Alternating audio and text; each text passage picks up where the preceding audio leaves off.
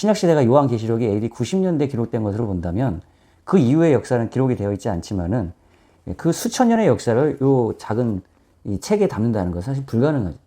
이 성경은 그래서 하나님의 관점에서 필요한 부분, 하나님의 관점에서 하나님을 우리에게 알려주기 위해서 자신을 나타내기 위해서 필요한 부분을 하나님의 관점에서 기록해 놓은 것이라는 것이에요. 이 저자가 그 시대적 필요 가운데서 저자의 관점에서 필요한 대로 썼던 저자의 관점이 기록되어 있고요. 또 그 저자들이 써놓은 글들 가운데서 하나님께서 그 글들을 통해서 역사를 통해서 우리에게 자기 자신이 말씀하시고 나타내시고자 하는 하나님의 그 뜻과 섭리를 보여주는 하나님의 관점이 또한 그 가운데서 나타나고 있다는 것이죠. 그래서 성경을 볼 때 우리는 저자적 관점과 하나님의 그것을 통해 나타내신 하나님적 관점을 통해서 우리가 함께 볼 수 있어야 된다는 겁니다. 근데 1차적으로 우리는 저자적 관점에서 성경을 먼저 볼 수 있어야 그 가운데서 나타내신 하나님의 관점을 우리가 이해할 수가 있는 거예요. 우리 현대의 관점에서 그러니까 3,500년 전에 모세를 통해서 쓰여진 이 창세기를 우리의 관점에서 보게 되면 그 성경을 볼 때 성경을 해석할 때 잘못된 해석이 나올 수 있는 거지.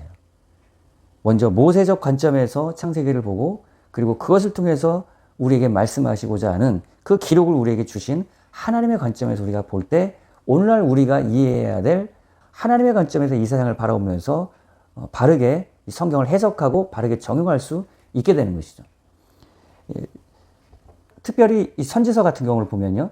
선지서는 선지자의 관점, 선지자의 관점이라는 것은 하나님적 관점에서 이 이스라엘의 역사를 썼다는 겁니다. 예를 들면 열왕기 하 15장에 보면요. 여로보암 2세에 대한 얘기가 나옵니다. 다윗 시대 이후로 이스라엘은 계속해서 영적으로 침몰해가는 그러한 상황이었지만은 이 시대에는 여로보암 2세 시대에는 영토가 확장되어지고 경제적으로도 부강한 그러한 상황이었어요. 그러니까 그 시대 사람들의 입장에서 볼 때 여로보암 2세는 그리고 이스라엘의 역사 속에서 일반적인 역사 속에서 볼 때 여로보암 2세는 굉장히 훌륭한 왕이고 나라를 강성하게 만든 왕이었습니다. 그러나 열왕기하 14장 23절 이후에 하나님의 관점, 선자적 관점에서 보는 여로보암 2세는 여호와 보시기에 악을 행하여 이스라엘에게 범죄하게 한 느밧의 아들 여로보암의 모든 죄에서 떠나지 아니하였더라. 이스라엘 하나님 여호와께서 그의 종 가드의 벨 아미떼 아들 선자 요나를 통하여 하신 말씀과 같이 여로보암이 이스라엘 영토를 회복하되 하맛 어귀에서부터 아라바 바다까지 하였으니 이스라엘의 일반 역사에서 볼 때 여로보암 2세는 나라를 강성하게 만들었던 그러한 훌륭한 업적을 가진 왕이었지만 선지자적인 관점에서 하나님의 관점에 볼 때 이 여로보암 2세는 하나님 보시기에 악을 행했다는데 왜 그러냐면은 여로보암 이후로 내려왔던 사밧의 아들 여로보암의 모든 죄, 솔로몬 왕 이후로 여로보암과 르호보암으로 북이스라엘 남유다로 나라가 갈라지게 되는데요. 그때 북이스라엘의 여로보암은 예루살렘에서 지내야 될 제사를 폐해버리고 산당들을 여러 군데 짓고 거기서 북이스라엘 사람들을 제사하게 하는 하나님의 방법이 아닌 자기 자신의 방법으로 예배하게 함으로 제사하게 함으로 북이스라엘 사람들을 자기에게 이끌어오는 그러한 우상숭배의 죄를 지었습니다. 그 우상숭배의 죄에서 이스라엘을 떠나지 않게 하였기 때문에 하나님이 보시기에는 그는 우상숭배자였고 그리고 여전히 죄를 회개하지 않은 그런 악한 왕이었다라는 거예요. 그래서 여러분 이렇게 우리가 사람의 평가와 그리고 하나님의 평가가 이렇게 다른 겁니다. 우리가 하나님의 관점으로 이 세상을 볼 수 있어야 되고 하나님의 관점으로 이 선지서들, 역사를 바라볼 수 있어야 되는데 우리는 여전히 하나님의 관점이 아닌 우리의 관점으로 성경도 보고 세상도 바라보고 나를 바라보고 살아가는 경우가 너무나 많다는 것이죠. 또 하나님의 관점으로 역사를 보고 하나님 관점으로 이 세상을 보고 나를 보고 하나님 관점으로 이 세상에 어떻게 하나님의 뜻을 펼쳐갈 수 있느냐 이 세상을 바라보는 하나님의 관점, 하나님의 뜻이 무엇이냐를 알 수 있을 때 우리가 하나님과 함께 동행하면서 하나님의 뜻을 펼쳐가는 삶을 살아갈 수 있는 것이죠. 사복음서도 마찬가지입니다. 사복음서도요. 그 시대에 많은 예수님에 관한 글들을 많은 사람들이 적었어요. 그러나 이 사복음서가 정경에 포함된 이유는 이 사복음서에 썼던 이 저자들이 예수를 바라보는 관점에서 썼던 그 내용이 하나님 보시기에 꼭 필요한 것들이기 때문에 하나님이 정경에 포함되게 하신 것이에요. 사복음서를 썼던 저자들은 예수를 바라볼 때 자기 자신들이 정해놓은 하나의 주제와 관점을 가지고 예수님을 기록했습니다. 그렇지 않으면 요한복음의 글에 요한이 사도가 적어놓은 것에 따르면은 예수께서 행하신 일이 이외에도 많으니 만일 낱낱이 기록한다면 이 세상이라도 기록된 책을 2개 부족할 것이 없다 이렇게 기록해놨거든요. 예수님이 행하신 모든 것들을 먹고 자고 모든 기적들도 얼마나 많이 행하셨겠어요. 그것들 다 기록한다면 이 세상에 책들을 다 쌓아놔도 그걸 기록할 수가 없다는 거예요.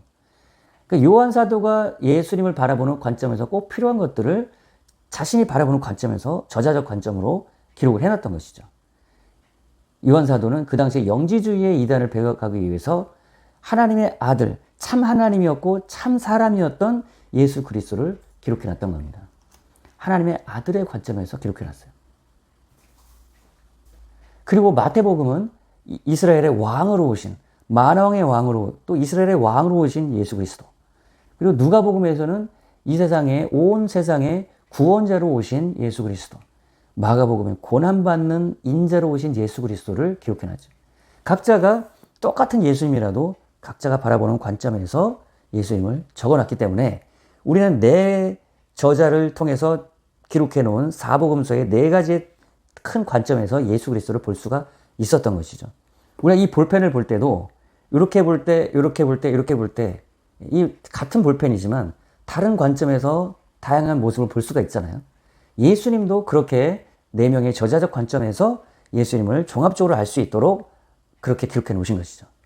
그래서 우리가 여러분 성경을 볼 때에 먼저 저자의 관점에서 그리고 하나님의 관점에서 우리가 성경을 종합적으로 볼 수 있을 때 우리가 이 성경을 통해서 나타내신 하나님을 바르게 온전하게 이해하고 이 시대에 우리를 향한 하나님의 목소리를 하나님의 관점을 바르게 해석하고 적용할 수 있다는 겁니다.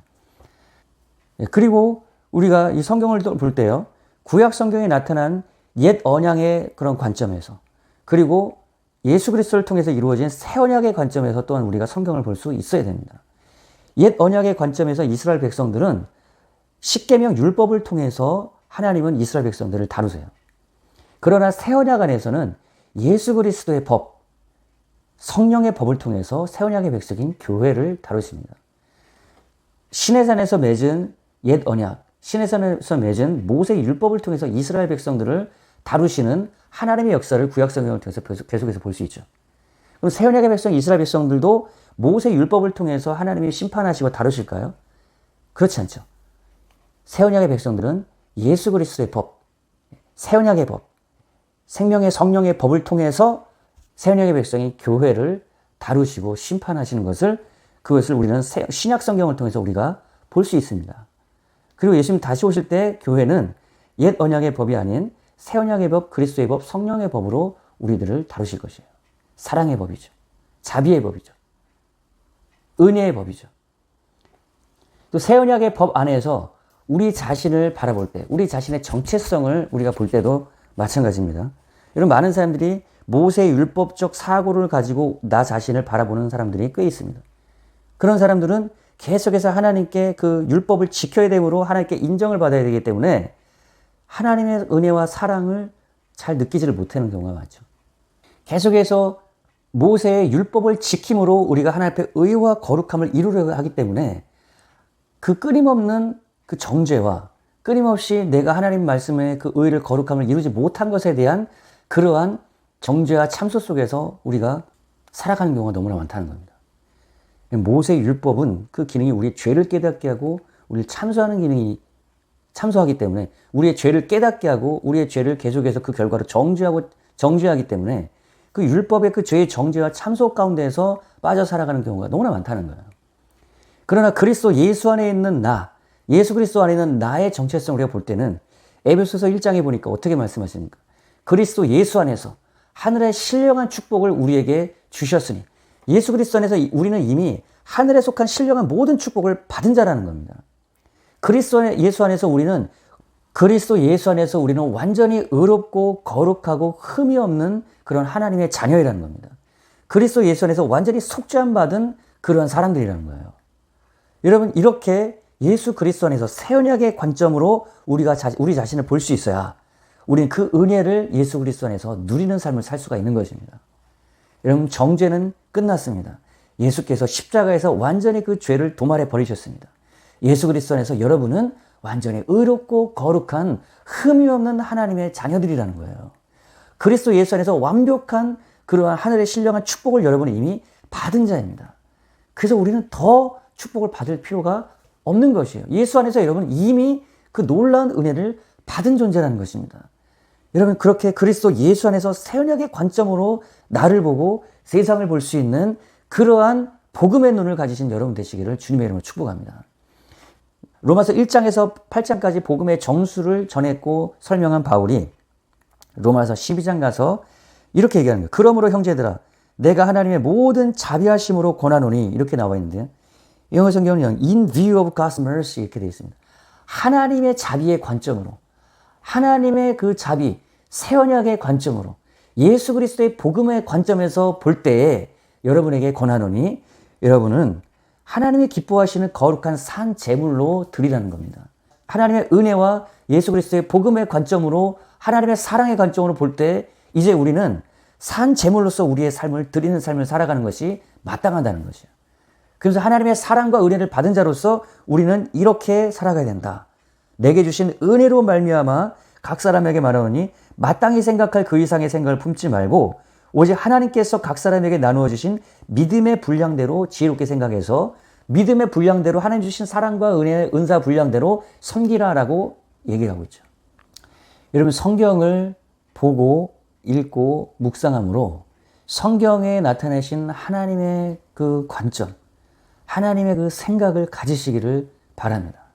그 하나님의 그 은혜의 관점, 자비의 관점, 예수 그리스도 안에 우리에게 주신 복음의 관점으로 여러분 나를 보고 세상을 보는 여러분 돼서 이 땅에 하나님의 뜻을 펼쳐가는, 이 세상을 바라볼 때도, 우리 대한민국을 바라볼 때도, 여러분을 바라볼 때도 하나님의 관점으로 바라볼 때 우리의 생각과는 너무나 다르게 보실 수 있다는 것이죠.